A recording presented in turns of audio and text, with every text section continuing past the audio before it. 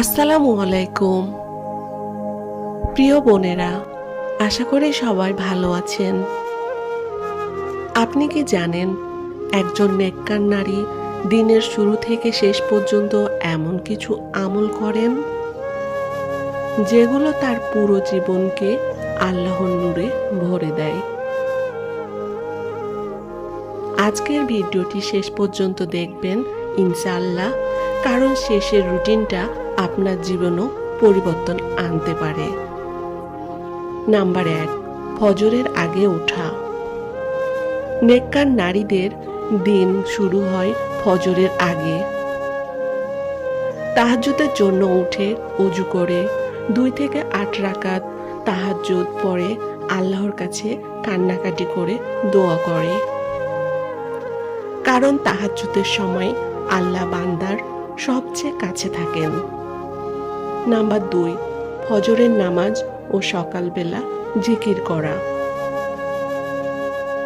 ফজরের নামাজ খুব খুশির সাথে নামাজ শেষ করা, নামাজ শেষে আয়াতুল কুরসি পড়া, 3 কুল সকালবেলার জিকির করা, এই কাজগুলো সারাদিন হেফাজত করে। নাম্বার 3, কোরআন তেলাওয়াত করে দিন শুরু করা।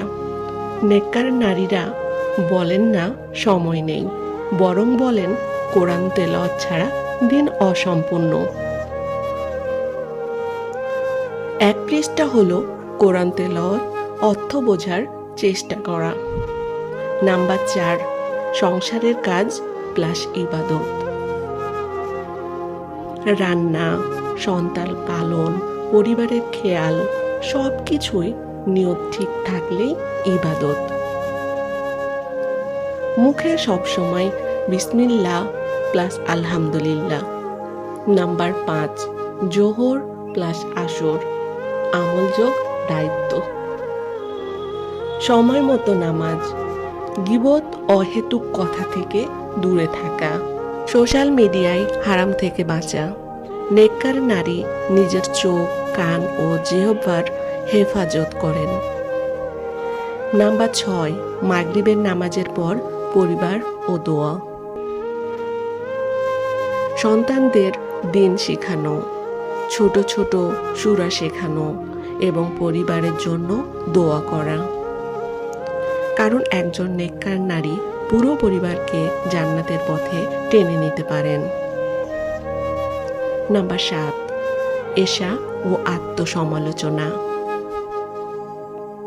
এশার নামাজ পড়া, ঘুমানোর আগে নিজের ভুলের হিসাব করা ও 3 কুল পড়ে ঘুমিয়ে যাওয়া। নেককার নারী হওয়া মানে পারফেক্ট হওয়া না, নেককার নারী হওয়া মানে প্রতিদিন আল্লাহর কাছে ফিরে আসা। আপনি যদি চান আল্লাহ আপনাকে নেককার বানান, তাহলে আজ থেকে এই রুটিনের একটা আমল শুরু করেন। আল্লাহ হাফেজ। এই ভিডিওটি যদি আপনার ভালো লেগে থাকে তাহলে লাইক, কমেন্ট ও শেয়ার করেন। নতুন নতুন এমন ভিডিও পেতে অবশ্যই চ্যানেলটি সাবস্ক্রাইব করেন।